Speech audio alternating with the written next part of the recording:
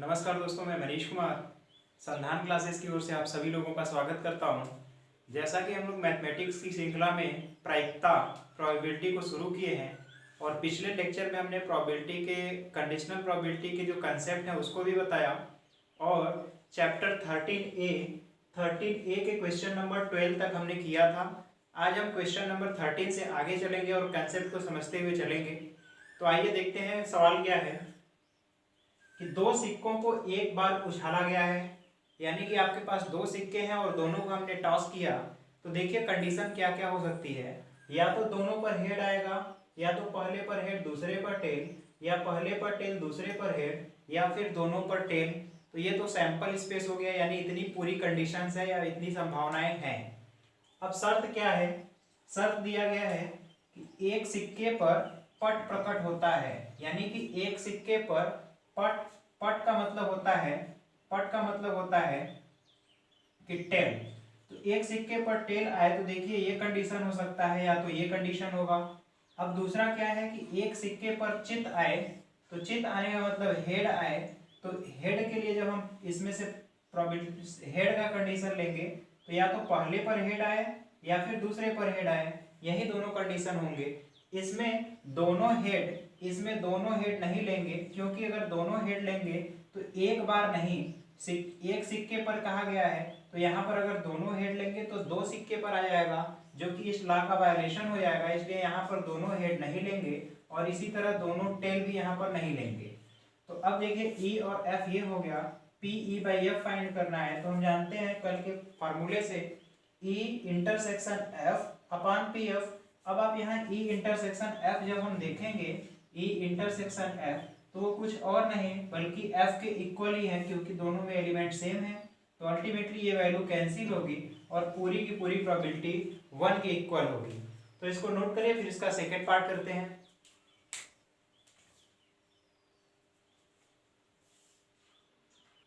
देखिए क्वेश्चन का दूसरा पार्ट है, इसमें कहा गया है कि दोनों सिक्कों को उछाला गया। तो ये पूरे तो सैंपल स्पेस है, सिमिलर केस है। कहा गया कि कोई पट प्रकट नहीं होता है, यानी कि कोई ई एक ऐसी घटना है जिसमें कोई पट ना आए। तो कोई पट ना आए इसका मतलब दोनों हेड आएंगे। इसी तरह एफ है, कोई चित प्रकट नहीं होता, यानी कि कोई चित प्रकट नहीं, यानी कोई हेड नहीं, यानी कि दोनों टेल आएंगे। तो ये ई और एफ दो घटनाएं हुई। अब इनका इंटरसेक्शन देखेंगे तो ये नल होगा, यानी फाई जिसको हम लोग कहते हैं, ये नल हुआ। तो अल्टीमेटली जो वैल्यू होगी प्रोबेबिलिटी की, यानी पी ई बाई, अगर एफ फाइंड करना है, that is P E by F है, यानी ई इंटरसेक्शन एफ होगा upon upon probability of F. तो यहाँ ई इंटरसेक्शन एफ की प्रोबेबिलिटी जो है 0 है, अपॉन पी एफ होगा, यानी अल्टीमेटली जो प्रोबेबिलिटी होगी वो 0 के इक्वल होगा। तो इसको नोट करिए, फिर हम नेक्स्ट क्वेश्चन देखते हैं। देखिए नेक्स्ट क्वेश्चन क्या है, बहुत ही अच्छा क्वेश्चन है, समझिएगा इसको। कि एक फैमिली पिक्चर है, एक पारिवारिक चित्र है, उसमें माता है, पिता है और पुत्र हैं और एट रैंडमली खड़े हैं। तो अब तीन लोग अगर एक फोटो में खड़े रहेंगे तो कितने कॉम्बिनेशन होंगे। देखिए हमने यहाँ पर फादर, मदर और सन रिप्रेजेंट किया है। तो हो सकता है पिता माता पुत्र, पिता पुत्र माता, यानी कि दो बार पुत्र बीच में रहेगा, दो बार माता बीच में रहेंगी और दो बार पिता बीच में रहेगा। तो इसी कंडीशन के अनुसार पूरे 6 एलिमेंट होंगे। इसमें देखिए दो बार यहाँ पर माता बीच में है, यहाँ पर है, दो बार सन बीच में है और दो बार फादर बीच में है। तो पहला कंडीशन क्या है कि पुत्र एक सिरे पर खड़ा है। तो पुत्र एक सिरे पर जब खड़ा होगा तो 4 केस हो सकते हैं, या तो एक बार या तो दाहिने साइड रहे या तो बाएं साइड रहे। और जब दाहिने साइड रहेगा तो हो सकता है पिता बीच में हो या फिर माता, और जब बाएं साइड में रहेगा तो वही कंडीशन फिर होगी। और दूसरा केस है कि पिता बीच में हो, तो पिता बीच में 2 केस के लिए होगा, जैसा कि ऊपर भी आप लोग लिखे हैं। तो अल्टीमेटली ई बाई एफ की वैल्यू निकालनी है, तो पी ई इंटरसेक्शन एफ। तो ई इंटरसेक्शन एफ में आप देखेंगे कि एफ के 2 एलिमेंट ई से मैच कर रहे हैं। तो यहाँ पर देखिए पी एम एफ एस, तो एम एफ एस यहाँ है, एस एफ एम, तो एस एफ एम यहाँ है। तो 2 एलिमेंट मैच किए तो 2 हुआ। और पी एफ, एफ में भी पूरे 2 एलिमेंट हैं तो ये 2 हुआ। अगर आपको और अच्छे से लिखना है तो इसे हमें ऐसे लिखना चाहिए, intersection 2 upon 1 2 3 4 5 6। 2/6 total upon 2/6 that is 1, यानी कि पूरी की पूरी प्रोबेबिलिटी है इसकी। तो इसको नोट करिए, फिर हम नेक्स्ट क्वेश्चन करते हैं। आइए देखते हैं नेक्स्ट क्वेश्चन क्या है। और नेक्स्ट क्वेश्चन देखिए क्या है कि एक रेड और ब्लैक, एक काला और एक लाल, ये ब्लैक है और ये रेड, हमारे पास दो पासे हैं, एक काला है और एक लाल है। अगर हम दोनों को टॉस कराएंगे यानी दोनों को फेंकेंगे तो पूरे कंडीशन आपको पता है कितने होंगे। पूरे कंडीशन जो होंगे एस में वो 36 कंडीशन होंगे। 1 1 1 2 1 3 1 4 1 5 1 6 2 1 2 1 2 2 ऐसे करते जाएंगे तो पूरे 36 केस होंगे। ये आप लोग अच्छी तरह से जानते हैं। तो ये तो 36 केस हो गया पहले सैंपल स्पेस का। अब क्वेश्चन में कहा जा रहा है कि पासों पर प्राप्त संख्याओं का योग 9 से अधिक हो। आपकी बुक में थोड़ा मिसप्रिंट है, वहां 9 कर दिया है, आप उसको बना लीजिएगा। ये एनसीईआरटी का क्वेश्चन है और यहाँ सही ये है कि 9 से अधिक। तो 9 से अधिक देखिए कितने केस में होगा, या तो 4 6 यानी कि 4 6 5 6 6 6 हो तब 9 से अधिक होगा। 5 4 5 5 5 6 6 4 और 6 5, ये इतने केस हैं जिसमें कि हम जोड़ेंगे तो जो योग आएगा 9 से अधिक आएगा। यहाँ 4 5 अगर हम लेते तो 4 5 अगर जोड़ेंगे तो 9 आएगा, जो कि वैलिड नहीं है, इसलिए यही इतने एलिमेंट होंगे। दूसरा इवेंट है कि काले पासे पर 5 प्रकट हो, यानी जो काला वाला है उस पर 5 आए और दूसरा वाला जो रेड है उस पर कुछ भी हो सकता है।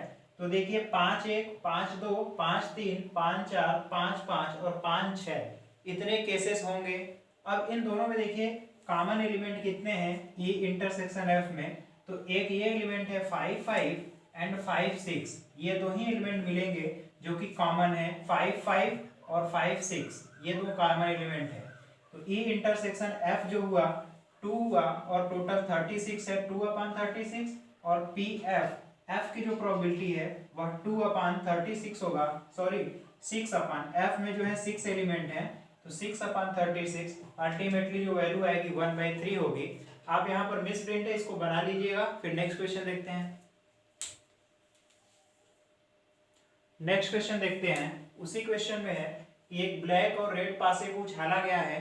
दूसरी कंडीशन क्या है कि पासों पर प्राप्त संख्याओं का योग 8, यानी कि पहले पासे और दूसरे पासे की संख्या जोड़ें तो इक्वल 8 होना चाहिए।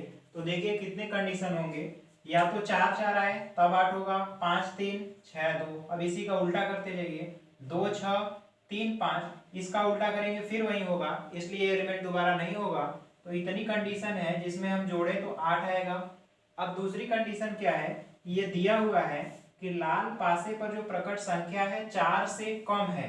आप ध्यान दीजिए, दो जो लाल पासे पर है वो 4 से कम आएगा। 4 से कम आने का मतलब या तो 1 आए या 2 आए या तो 3 आए, यही कंडीशन होगा। तो देखिए हम मान लेते हैं बाद वाला जो है लाल है, ये लाल पासे को डिनोट कर रहा है बाद वाली संख्या, तो 1 1 1 2 1 3, अभी 4 नहीं होगा क्योंकि 4 जो है 4 से अधिक हो जाएगा। 4 जो है 4 से के इक्वल होगा, लेकिन हमें कम लेना है तो वो नहीं लेंगे। 2 1 2 2 2 3 3 1 3 2 3 3, इसी तरह 4 1 4 2 4 3 5 1 5 2 5 3 6 1 6 2 6 3, तो ये पूरे केस होंगे। तो ये पूरे 6 3 18, यानी कि इसमें 18 केस होंगे। ये हुआ। अब आप यहाँ पे ध्यान दीजिए, अब हमें निकालना है P E by F. E by F इसलिए क्योंकि ये दिया हुआ है और ज्ञात है, जो ज्ञात रहता है वो वैल्यू नीचे रहती है, इसी की कंडीशनल प्रोबेबिलिटी निकालनी है। तो इसका मतलब पी ई इंटरसेक्शन एफ अपान पी एफ। तो आप देखिए ई इंटरसेक्शन एफ, तो ई इंटरसेक्शन एफ में कितने एलिमेंट मिलेंगे, तो वही एलिमेंट मिलेगा जो कि इसमें वही एलिमेंट जो कि बाद वाला 4 से कम हो। तो बाद वाले में 4 से कम देखिए कितने हैं, एक यहाँ पर है और एक यहाँ पर है, बाकी सब 4 से अधिक है, यानी 2 एलिमेंट ही मिलेंगे, यानी 2 एलिमेंट हुआ। 2 अपन टोटल जब पासे को उछालेंगे तो 36 केस होंगे सैंपल स्पेस में, पता है 1 1 1 2 1 3 इतना हुआ, ऐसे 2 1 2 2 2 3 2 4 2 6 तक जाएगा, ऐसे ही आएंगे। तो तो 6 1 6 2 6 3 अप टू सो 1 6 6, तो ये पूरे 36 केस होंगे। तो इंटरसेक्शन ई इंटरसेक्शन एफ की जो प्रोबेबिलिटी होगी वह होगी 2/36। टोटल जो प्रोबेबिलिटी होगी एफ की, तो एफ की जो देखिए एफ में कितने एलिमेंट हैं, तो एफ में 18 एलिमेंट है, 18/36, ये 36 कैंसिल हुआ, 2/18 दैट इज 1/9, तो ये प्रोबेबिलिटी होगी।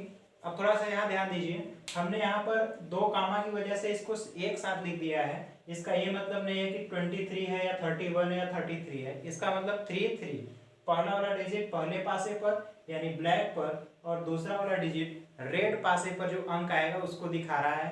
तो आप इसको समझिए, इसके बाद हम आगे चलते हैं। आइए देखते हैं नेक्स्ट क्वेश्चन। नेक्स्ट क्वेश्चन भी पिछली तरह ही है। कहा गया है कि एक सफेद और एक पीले पासे को उछाला गया है। तो जब हम सफेद और पीले पासे को फेंकेंगे तो पूरे 36 केस होंगे। हो सकता है 1 1 आए, 1 2 1 3 1 4 अप टू सो 1, ऐसे ही 6 6, यानी पूरे 36 केस होंगे, ये आप अच्छी तरह जानते हैं। अब देखिए कंडीशन क्या कहा गया है कि पासों पर प्राप्त संख्याओं का योग जो है वो 8 के इक्वल होना चाहिए, यानी दोनों पासों पर जो संख्याएं आई हैं उनको हम जोड़ें तो 8 के बराबर आए। तो देखिए कितने केस होंगे, या तो दोनों पर 4 आए, या 5 3 आए, 6 2, अब इसी का उल्टा 2 6 या 3 5। इन केस में ही आप देखेंगे कि संख्याओं का योग अगर करेंगे तो 8 के इक्वल आएगा। ये पहली कंडीशन है। दूसरी कंडीशन है कि सफेद पासे पर जो है 4 प्रकट हो, यानी कि एक फिक्स डिजिट आए 4।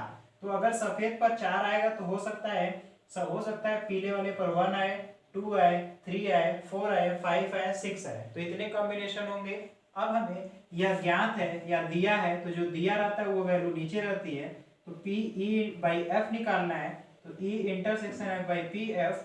तो ई इंटरसेक्शन एफ में आप देखेंगे कि केवल और केवल एक वैल्यू मिल रही है, यही वाली वैल्यू है। तो ई इंटरसेक्शन एफ में एक ही वैल्यू होगी। आप यहाँ लिखना चाहें तो लिख सकते हैं, ई इंटरसेक्शन एफ में केवल 4 and 4 आएगा, तो ये वैल्यू एक हुई, तो 1/36/6, एफ में जो है 6 है तो 6/36, अल्टीमेटली जो प्रोबेबिलिटी होगी वह 1/6 होगी। तो नोट करिए, फिर हम नेक्स्ट क्वेश्चन करते हैं। देखिए नेक्स्ट क्वेश्चन क्या है। क्वेश्चन ये कहा जा रहा है कि एक पासे को उछाला गया है। तो जब एक पासे को हम उछालेंगे तो या तो एक आएगा, 2 3 4 5 या 6, तो ये पूरे सैंपल स्पेस होंगे, 6 केस होगा। अब दिया गया E = 135, F = this, G = this. अब आपको फाइंड करना है पहला E/F। तो हम जानते हैं E/F बराबर E intersection F upon PF होगा। तो E इंटरसेक्शन F जब देखेंगे E और F में केवल और केवल एक अंक मैच कर रहा है, वो 3 है, तो यहाँ पे केवल 3 हुआ। अब इसके बाद E इंटरसेक्शन F जो होगा 1/6 और पी एफ में एलिमेंट हमारे 2 हैं, तो ये 2/6 हुआ, अल्टीमेटली 1/2। इसी तरह P E by F by E है, तो F intersection E upon P E, F intersection E में केवल और केवल एक एलिमेंट है, तो 1/6 एंड पी ई की जो प्रोबेबिलिटी है, ई की प्रोबेबिलिटी 3 एलिमेंट है, तो 3/6, 6 और 6 कैंसिल होगा और प्रोबेबिलिटी 1/3 होगी। तो इस पार्ट को आप नोट करिए, फिर हम नेक्स्ट पार्ट करते हैं। देखिए इसी का नेक्स्ट पार्ट है। कहा गया है कि आप इस बार E/G और G/E फाइंड करिए। तो देखिए हम पहले जानते हैं कि E/G का मतलब है E इंटरसेक्शन G। तो E इंटरसेक्शन G में देखिए क्या क्या मैच करेगा, इसमें 3 5 और यहाँ भी 3 5 है, यही दो एलिमेंट मैच करेंगे, तो यहाँ पे वैल्यू हुई 2 एलिमेंट का। अब इसके बाद अपान PG है, तो इसकी प्रोबेबिलिटी E इंटरसेक्शन G में देखिए 2/6, 2 यहाँ और 6 यहाँ, 2/6, और नीचे पीजी की जो प्रोबेबिलिटी है, तो यहाँ 4 एलिमेंट हैं, तो 4/6 अल्टीमेटली 1/2 हुआ। इसी तरीके से G/E करेंगे तो G intersection E upon PE हुआ।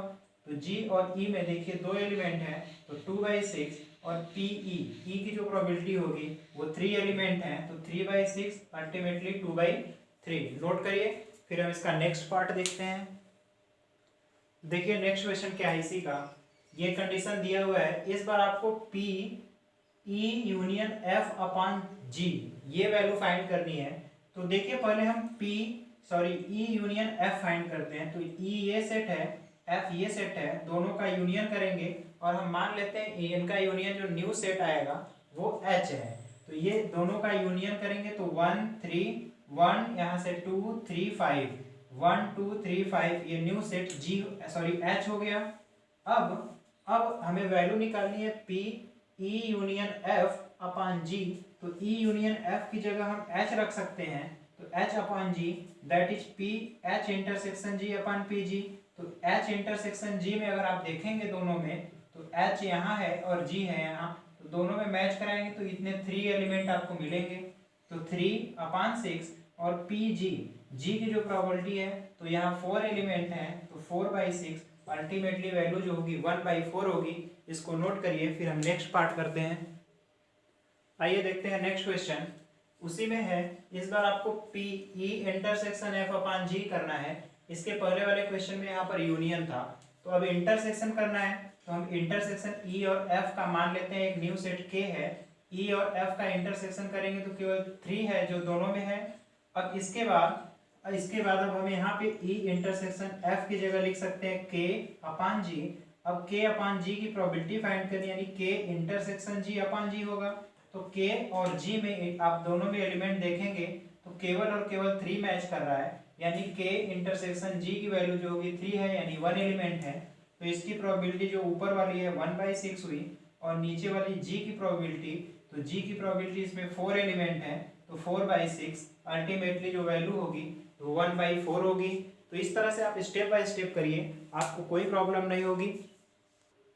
देखिए नेक्स्ट क्या है कि इसमें दिया है 2 पासों को फेंकने पर परिणाम जो है समान आएंगे। परिणाम समान आने का मतलब कि दोनों पासों पर सेम डिजिट है।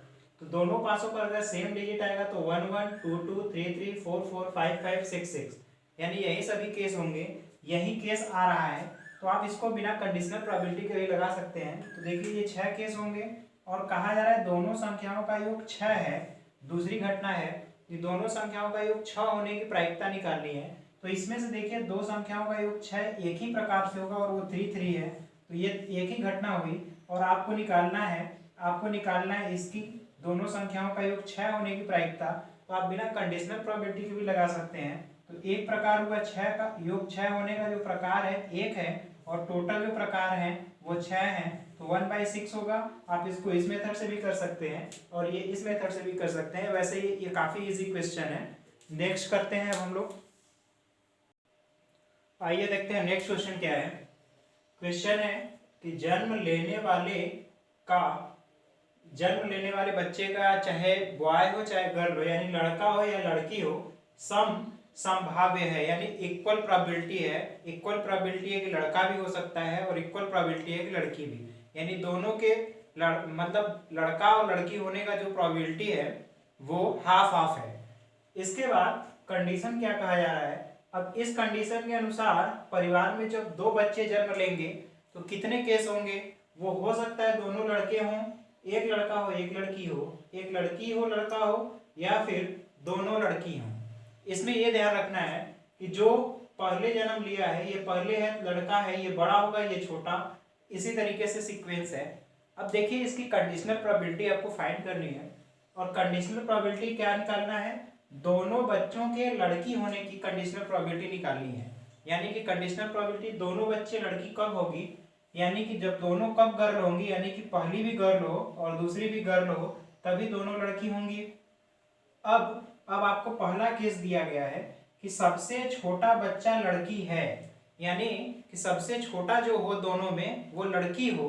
तो सोचिए सबसे छोटा लड़की कब होगी, जब पहला लड़का हो दूसरी लड़की हो, या फिर दोनों लड़की हो तब पर भी जो छोटी वाली रहेगी वो लड़की होगी, जो इस कंडीशन को ऑक्यूपाई करेगा।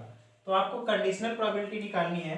तो देखिए इसकी कंडीशनल प्रोबेबिलिटी निकालनी है, यानी पी ई निकालना है अपान जो दिया हुआ है, ये दिया है तो ये नीचे अपान में रहेगा, तो ई अपान एफ, तो ई इंटरसेक्शन एफ अपान पी एफ। अब देखिए ई और एफ इंटरसेक्शन में ई ये है एफ ये है, तो केवल जी जी यही एक एलिमेंट है जो मैच कर रहा है, तो इसके होने की प्रोबेबिलिटी जो है 1/4 होगा। 1 ये 4 एलिमेंट है तो 1/4, और पी एफ के अकर होने की प्रोबेबिलिटी 2 एलिमेंट है तो 2/4 दैट इज 1/2। ये तो पहली कंडीशन है। दूसरी प्रोबेबिलिटी इसी में फाइंड करना है कि दोनों बच्चों के लड़की होने की कंडीशनल प्रोबेबिलिटी तो निकालनी है, लेकिन दूसरा कंडीशन ये है कि न्यूनतम एक बच्चा लड़की हो, यानी कि कम से कम एक लड़की जरूर हो। तो हो सकता है दोनों लड़की हों। अब कम से कम एक लड़की होने का मतलब देखिए, या तो पहला लड़का हो दूसरी लड़की, दोनों लड़की हो, या फिर पहली लड़की हो दूसरा लड़का हो। यही तीनों कंडीशन होगा, केवल एक केस नहीं होगा दोनों लड़कों वाला, दोनों लड़कों वाला नहीं तो बाकी सभी केस इसमें होंगे। तो देखिए अब हम यहाँ पे इसकी कंडीशनल प्रोबेबिलिटी निकालनी है इसके साथ, तो E/R, तो E इंटरसेक्शन R करेंगे तो E और R में देखिए कितने एलिमेंट मैच कर रहे हैं, तो E और R दोनों में एक एलिमेंट G मैच किया, तो ये 1 हुआ 1/6। और PR, R में देखिए R में कितने एलिमेंट हैं 1 2 3, तो 3/6, अल्टीमेटली जो वैल्यू होगी 1/3 होगी। तो नोट करिए, फिर नेक्स्ट क्वेश्चन करते हैं। देखते हैं नेक्स्ट क्वेश्चन है। आपको दिया हुआ है कि 2 इवेंट्स इज सच दैट, दो घटनाएं ऐसी हैं कि पहली घटना के घटने की प्रायिकता 0.54, दूसरे घटना घटने की 0.69 और A इंटरसेक्शन B की प्रोबेबिलिटी जो है 0.35 है। ये आपको गिवन है। पहला पूछा गया है A यूनियन B, तो आप फार्मूला जानते हैं PA + PB - P of A intersection B होगा, तो इसकी वैल्यू आएगी 0.88। इसके बाद नेक्स्ट इसी में है, आपको निकालना है प्रोबेबिलिटी A' इंटरसेक्शन B'। तो A' इंटरसेक्शन B' का मतलब समझिए, पहले A' का मतलब समझिए। A' का मतलब कि A का मतलब होता है A में हो, और अगर डैश हो गया मतलब A में भी ना हो, A में ना हो। इंटरसेक्शन मतलब और B' का मतलब B में भी ना हो, यानी कि A में भी ना हो और B में भी ना हो, यानी A और B दोनों में ना हो, इसका यही मतलब हुआ। तो यानी कि न तो इसमें होना चाहिए और ना ही इसमें होना चाहिए, यानी ये पूरे पूरे रीजन में नहीं रहना चाहिए। तो इस पूरे रीजन को अगर अब हम निगलेक्ट करना चाहते हैं या हटाना चाहते हैं, तो इसको हम ये भी लिख सकते हैं A यूनियन B का होल डैश, यानी कि इन दोनों को मिला करके नहीं रहना चाहिए, ये वैल्यू हुई। अब आप समझिए, हमें A यूनियन B पता है और A यूनियन B डैश निकालना है। तो अब हमें पता है PA' इक्वल 1 - PA होता है। ये फार्मूला है कि घटना न घटने की प्रायिकता बराबर 1 - घटना घटने की प्रायिकता। तो अब हमें निकालना है, अगर इसकी वैल्यू निकालनी है, यानी इक्वल 1 - PA यूनियन B होगा, और 1 - A यूनियन B की जो वैल्यू है 0.88 है, तो अल्टीमेटली 0.12 ये वैल्यू होगी A' इंटरसेक्शन B'। तो ये अलजेब्रा का फार्मूला है, इसको हमने यहाँ पर भी समझाया, आप इसको नोट करिए, फिर हम नेक्स्ट करते हैं। देखिए नेक्स्ट पार्ट आपसे कहा गया है, निकालिए PA इंटरसेक्शन B'। तो आप A इंटरसेक्शन B' को समझिए। पहले हमने एक वेन डायग्राम खींचा, ये सर्कल A है, ये B है, और ये वाला पोर्शन A इंटरसेक्शन B दिखा रहा है। अब A इंटरसेक्शन B' का ये मतलब हुआ कि A में तो हो लेकिन B में नहीं होना चाहिए। B में नहीं होना चाहिए मतलब इस पूरे सर्कल में नहीं होना चाहिए। तो अब हम क्या करें, क्या कर सकते हैं कि A वाले पोर्शन में से जितना A का सर्कल है उस सर्कल में से हम पूरा B वाला सर्कल घटा देंगे, पूरा B वाला सर्कल ये माइनस कर देंगे, तो यही वाली वैल्यू आएगी कि A में तो होगा लेकिन B' यानी कि B में नहीं होना चाहिए। तो वो पोर्शन जो हमें मिलेगा वो मिलेगा केवल, देखिए यही वाला पोर्शन मिलेगा, जितना है ये खाली यही वाला पोर्शन मिलेगा। इसको हम घेर दे रहे हैं एक बार, यही वाला पोर्शन है कि A में तो है लेकिन B में नहीं है। हमने यहाँ पर भी दिखाया A में से हमने A इंटरसेक्शन B को हटा दिया, यानी A का जो सर्कल था A के सर्कल में से ये वाला पोर्शन हमने हटा दिया, तो यही वाला पोर्शन A इंटरसेक्शन B' हुआ।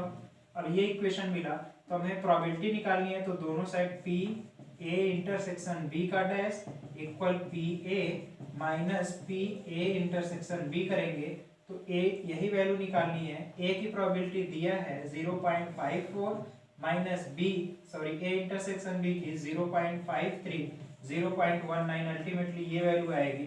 तो इस तरह से आप निकाल सकते हैं। आप इसको करिए, फिर इसका नेक्स्ट पार्ट करते हैं। देखिए ये भी क्वेश्चन भी उसी तरीके से है, प्रोबेबिलिटी बी में तो हो लेकिन ए में नहीं होना चाहिए। तो देखिए बी में हो तो बी का वह पार्ट जो ए में है उसको हटा देंगे, तो यही वाला पार्ट है जो ए में है, तो इसको हमने हटा दिया, तो ये वाला पोर्शन जो बचा ये है बी इंटरसेक्शन ए डैश, ये वाली वैल्यू हुई। अब यहाँ पर हम इसको इस तरीके से भी लिख सकते हैं कि B intersection A dash equal, इस पूरे बी में से ये वाला पोर्शन हम हटा देते हैं, पूरे पोर्शन बी में से ए इंटरसेक्शन बी को हम हटा देते हैं, तो यही वाला पोर्शन बचेगा, यही वाला पोर्शन बचेगा। अब इसको हम probability of B intersection A dash equal probability of B minus probability of A intersection B करेंगे, तो यहाँ पे पी बी की प्रोबेबिलिटी 0.69 है और दोनों की प्रोबेबिलिटी 0.35 है, तो अल्टीमेटली यहाँ से सब्ट्रैक्ट करेंगे तो यहाँ 4 हुआ और यहाँ पर 3 होगा, तो ये प्रोबेबिलिटी होगी। अब इसको नोट करिए, फिर हम नेक्स्ट क्वेश्चन देखते हैं। देखिए नेक्स्ट क्वेश्चन क्या है, नेक्स्ट क्वेश्चन क्या है कि एक एग्जामिनर है और वो पेपर सेट करता है, तो पेपर सेट में उसने 300 क्वेश्चन ट्रू फॉल्स के किए हैं जो कि इजी हैं और 200 क्वेश्चन ट्रू फॉल्स के हैं जो कि टफ हैं। ये टफ क्वेश्चन है, ये इजी क्वेश्चन है। इसके बाद ऑप्शनल वो बनाता है 500 क्वेश्चन इजी है और 400 क्वेश्चन टफ है। तो इस तरह से पेपर उसने सेट किया है। तो आप देखेंगे कि उस एग्जामिनर ने टोटल जो प्रश्न दिए हैं तो 3, 2, 5, 5, 10 यानी कि 1400 क्वेश्चन का उसने पेपर बनाया है।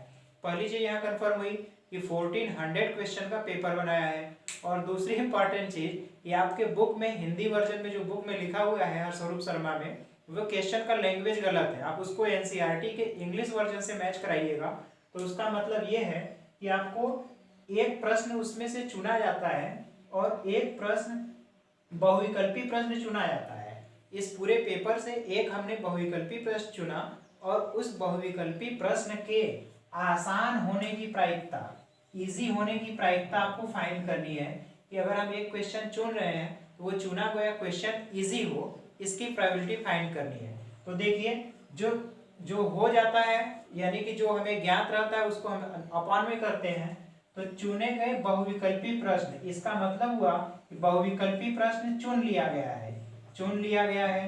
तो पहले ये बताइए, चुन लिया गया, बहुविकल्पी प्रश्न चुन लिया गया, तो बहुविकल्पी प्रश्न चुने जाने की प्रोबेबिलिटी कितनी होगी। तो देखिए बहुविकल्पी प्रश्न है कितने, 500 और 400, तो ये 900 हुए और बटे टोटल कितने क्वेश्चन है 1400, यानी कि 9/14। ये प्रायिकता है बहुविकल्पी प्रश्न चुने जाने की। यहाँ तक तो कोई कंफर्म डाउट नहीं होना चाहिए कि बहुविकल्पी प्रश्न चुने जाने की प्रायिकता 9/14 है। अब इसके बाद अब बहुविकल्पी जो प्रश्न चुना गया है उस बहुविकल्पी प्रश्न के इजी होने की प्रोबेबिलिटी, यानी कि प्रोबेबिलिटी ऑफ ऑप्शनल हमने चुन लिया और उसके इजी होने की प्रोबेबिलिटी फाइंड करनी है। तो आप जानते हैं E/O है, तो O यहाँ पर होगा क्या, E इंटरसेक्शन O या O intersection E upon probability of O। अब यहाँ पर देखिए ऑप्शनल और इजी, क्वेश्चन ऑप्शनल हो और इजी हो उसका कितना टाइप दिख रहा है। तो ऑप्शनल हो और इजी हो तो 500 टाइप्स हैं, तो टोटल 500 इसकी वैल्यू हुई। अगर हम यहाँ पूछें O इंटरसेक्शन E कितना होगा, O इंटरसेक्शन E कितना होगा, तो 500 होगा। तो ये 500 अपॉन टोटल है 1400, ये हुआ P of O intersection E total upon PO।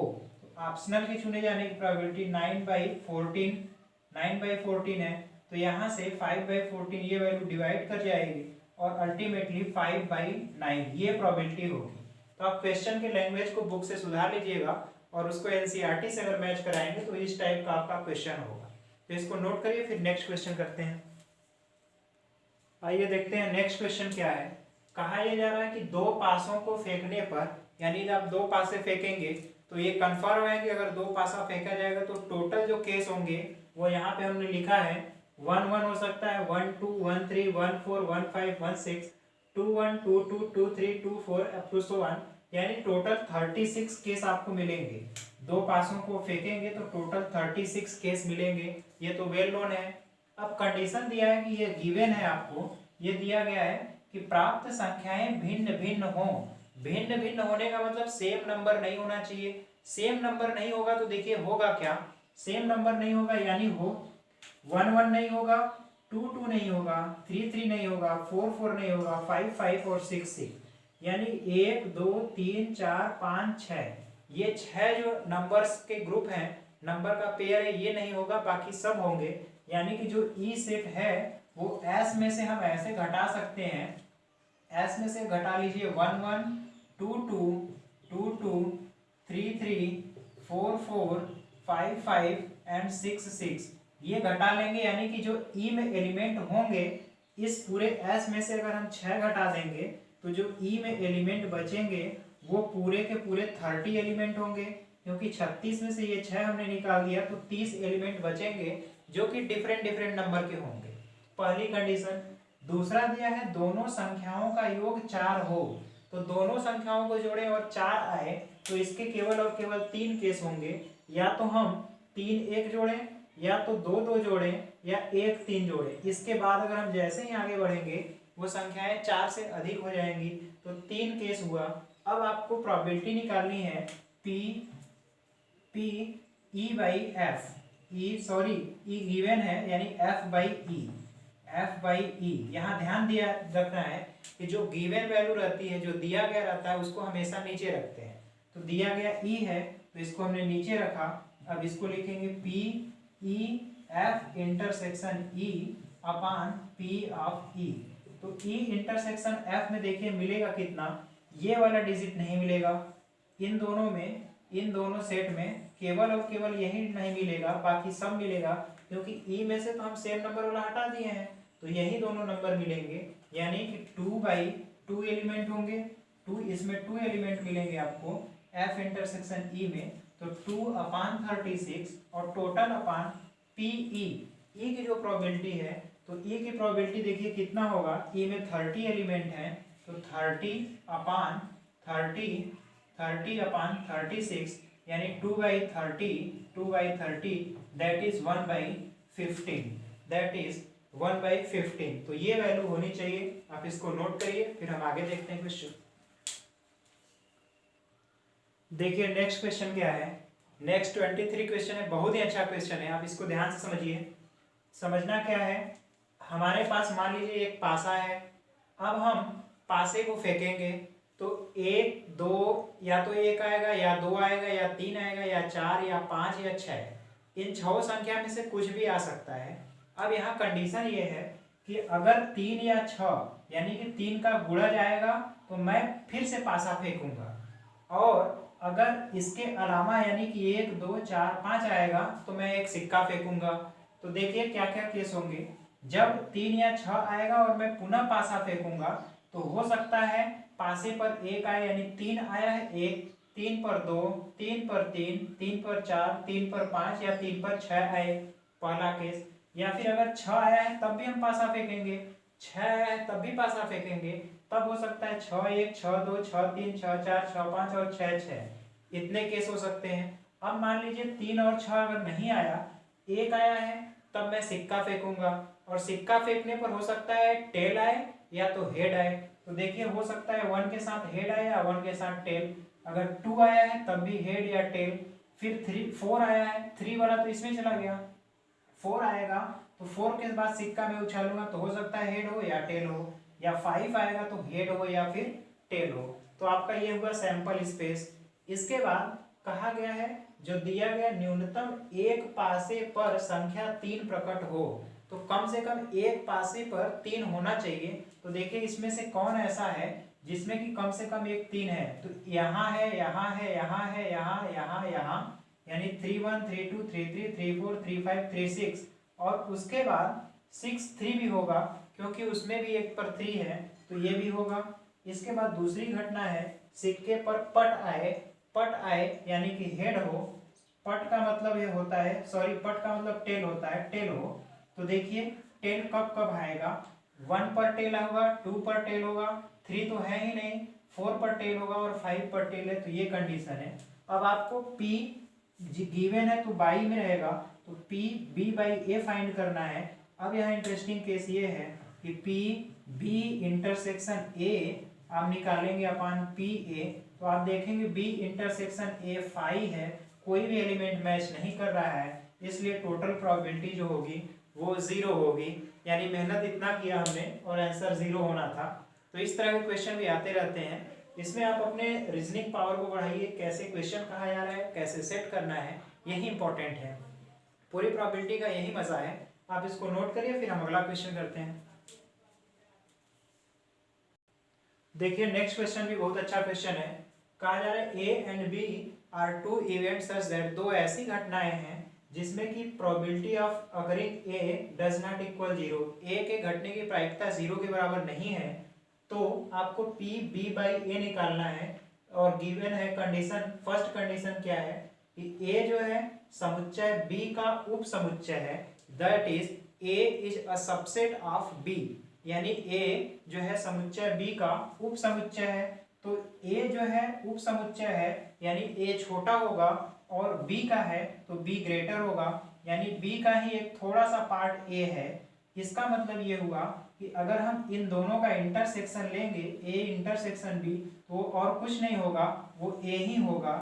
A intersection B ए ही होगा, क्योंकि ए का पूरा पोर्शन बी में मैच कर रहा है और ए छोटा है, इसलिए ये बी हुआ।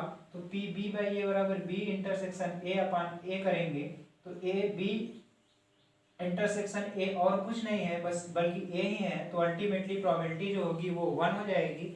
और दूसरे केस में A and B is such that A intersection B is equal to 5, that means there is not a single element which is containing in both so the intersection is null set or phi, then probability of b by a equal p b intersection a upon p a, that is ये वाली value जो होगी 0 होगी, क्योंकि कोई भी element match नहीं कर रहा है, तो अल्टीमेटली जो इसकी प्रोबेबिलिटी होगी वो 0 के इक्वल होगी। आप इसको नोट करिए, फिर मैं नेक्स्ट को बताता हूँ। देखिए नेक्स्ट क्वेश्चन भी है, और ये क्वेश्चन बिल्कुल सिमिलर क्वेश्चन है जैसा कि एक बॉय एंड गर्ल्स वाला हमने क्वेश्चन कर लिया था, बिल्कुल सेम क्वेश्चन है, उसी की तरह है। तो आइए देखते हैं, ये क्वेश्चन नंबर 19 के इक्विवेलेंट है, उसी की तरह है। कहा है कि एक दंपत्ति के 2 बच्चे हैं, तो सोचिए जब 2 बच्चे होंगे तो या तो दोनों बॉय होंगे, या बॉय गर्ल, गर्ल बॉय, या फिर दोनों गर्ल होंगी। ये 4 केस होंगे। अब कहा गया है कि दोनों बच्चों के लड़का होने की प्रायिकता बताइए। तो दोनों बच्चे लड़का एक ही तरीके से होंगे, यानी पहला भी लड़का हो दूसरा भी लड़का, और ये दिया है कि दोनों बच्चों में कम से कम एक लड़का है, यानी दोनों बच्चों में कम से कम अगर एक लड़का है, तो ये ध्यान दीजिए कि एक लड़का हो, कम से कम एक लड़का हो, इसका मतलब ये हुआ कम से कम एक लड़का हो, यानी एक लड़का का होना जरूरी है, एक से अधिक भी हो सकता है, या दोनों लड़के हों या एक बॉय गर्ल, गर्ल बॉय, यानी कि दोनों गर्ल नहीं होनी चाहिए। इसके अलावा सभी केस वैलिड है। तो अब देखिए जो दिया है वैल्यू वो नीचे रहेगी, ई का प्रोबेबिलिटी निकालना है, E intersection F by F, E intersection F, E और एफ में आप देखेंगे केवल ये वाला एलिमेंट मैच कर रहा है, तो 1 बाई टोटल में 4, और यहाँ एफ की प्रोबेबिलिटी तो 3 बाई 4, अल्टीमेटली जो प्रोबेबिलिटी होगी वो 1 बाई 3 होगी। इसको नोट करिए, फिर नेक्स्ट पार्ट कर। इसी क्वेश्चन का देखिए दूसरा पार्ट है। इस बार कहा जा रहा है कि दोनों बच्चों के लड़की होने की प्रायिकता निकालनी है। तो दोनों बच्चे लड़की एक ही तरीके से होंगे, यानी कि पहली भी लड़की हो और दूसरी भी लड़की हो, और ये गिवन है कि बड़ा बच्चा लड़की है, यानी बड़ा बच्चा लड़की होने का मतलब जो पहले पैदा हुई है वो लड़की होनी चाहिए। तो पहले जो पैदा हुई है 2 ही प्रकार से, पहली लड़की हो दूसरा लड़का, या फिर दोनों लड़कियां हो, तभी जो है बड़ा बच्चा लड़की होगी। ये कंडीशन हुआ। अब आपको पी ई बाई एफ निकालना है, क्योंकि ये ई की प्रोबेबिलिटी निकालनी है और ये गिवन है, तो ये एफ की वैल्यू नीचे रहेगी, ई इंटरसेक्शन एफ। आप देखेंगे इन दोनों में केवल एक ही ये वाला एलिमेंट कॉमन है, तो 1/4, और यहाँ पी एफ, एफ की प्रोबेबिलिटी 2/4, अल्टीमेटली प्रोबेबिलिटी 1/2 होगा। इसको नोट करिए, फिर नेक्स्ट करते हैं। नेक्स्ट क्वेश्चन देखिए, कहा गया है कि एक लीप वर्ष को एट रैंडम अपनी इच्छा से हमने चुन लिया। तो हम आपको पहले ये बता दें कि लीप वर्ष होता क्या है। लीप वर्ष वह वर्ष होता है जिसमें फरवरी 29 दिन का होता है। तो तो फरवरी 29 दिन के होने की वजह से वर्ष में 366 दिन होंगे और सप्ताह से अगर डिवाइड करेंगे तो पूरे 52 सप्ताह तो होंगे, लेकिन 2 दिन शेष बचेगा। अब ये 2 दिन पता नहीं कि कौन कौन से दिन है, लेकिन दोनों दिन तो लगातार होंगे।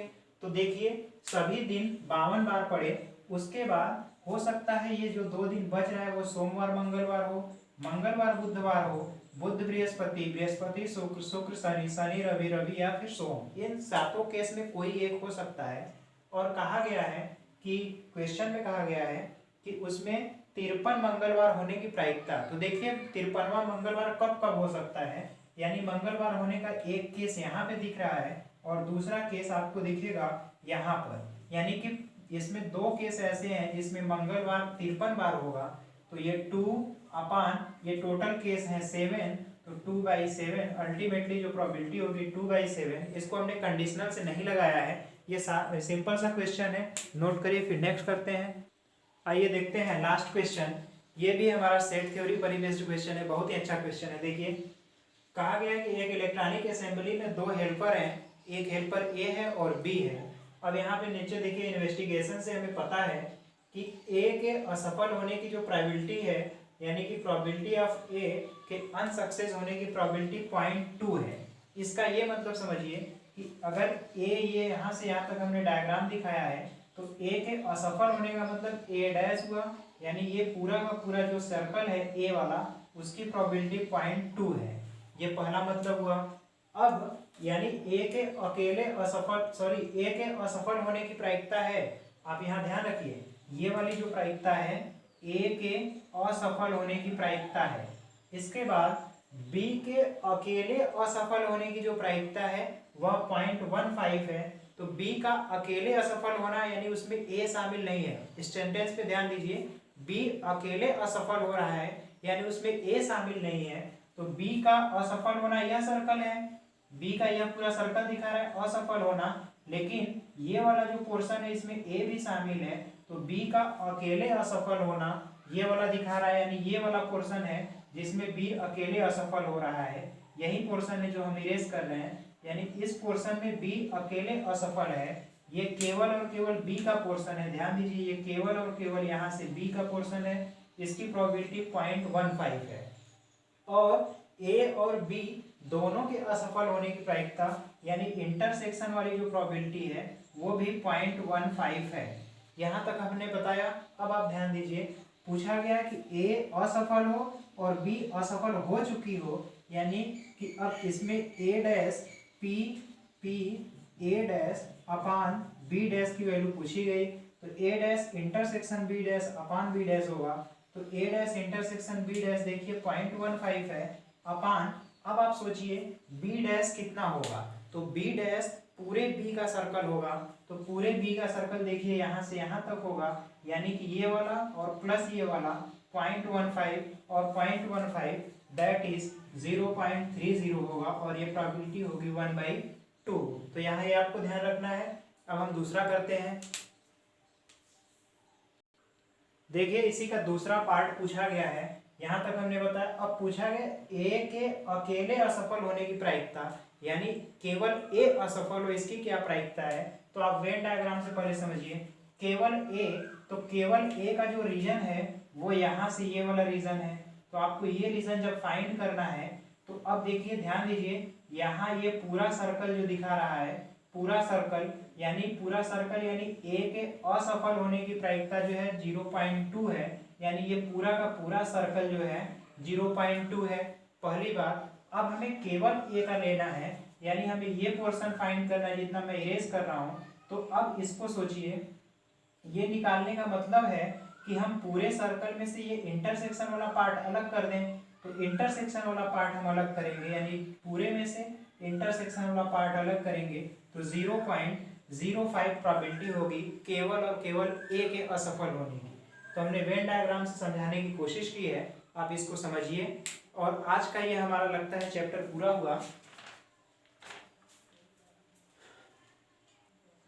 इस तरह से हमारा आज का ये चैप्टर पूरा हुआ। हमने पूरी भरसक कोशिश की कि आपको अच्छे से समझाया जाए, आप अगर इसे नहीं समझ में आता है तो पॉज करके रिपीट करके फिर से देखिए और एक एक कंसेप्ट को बारीकी से समझिए कि कैसे प्रायिकता में काम किया जा रहा है। तो ये यहाँ तक कंडीशनल प्रोबेबिलिटी है। अगले लेक्चर में हम लोग मल्टीप्लिकेशन मेथड प्रायिकता का गुणन प्रमेय करेंगे। वो इससे आसान है, इजी है। बस आप एक एक स्टेप करते हुए चलिए, समझते हुए चलिए, यहाँ तक कि प्रोबेबिलिटी में कोई प्रॉब्लम नहीं आएगी। ऐसा हम उम्मीद करते हैं। आप जितना मेहनत करेंगे वो आपके लिए लाभकारी होगा। अगर कन्फ्यूजन आता है तो इससे मत हिचकिचाइए, आप उसे कमेंट करिए, हम कोशिश करेंगे उसे दूर करने की। क्योंकि जहाँ से आपका अगर संदेह है या फिर प्रॉब्लम होती है तो ये अच्छी बात है, क्योंकि आपकी समझ वहीं से निखर करके आएगी। जितनी अधिक आपको समस्या होती है, जितनी ज़्यादा से ज़्यादा समस्या आएगी, इसका मतलब ये है कि आप समझने की ओर अग्रसर हैं। इसी मौके पर मुझे एक स्टेटमेंट याद आ गया।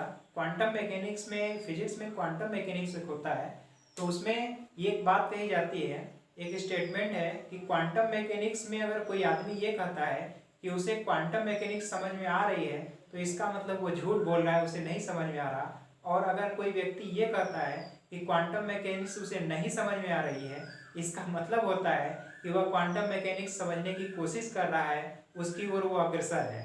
तो इसलिए आप घबराइए नहीं परेशानियों से, आप उसका सामना करिए, हम आपके साथ हैं। और इस सभी चीज़ों को आप करिए, रिवाइज करिए, कंसेप्ट को कंफर्म करिए। फिर हम लोग मिलते हैं नेक्स्ट लेक्चर में। आज का हमारा आपका साथ देने के लिए बहुत बहुत धन्यवाद। जय हिंद।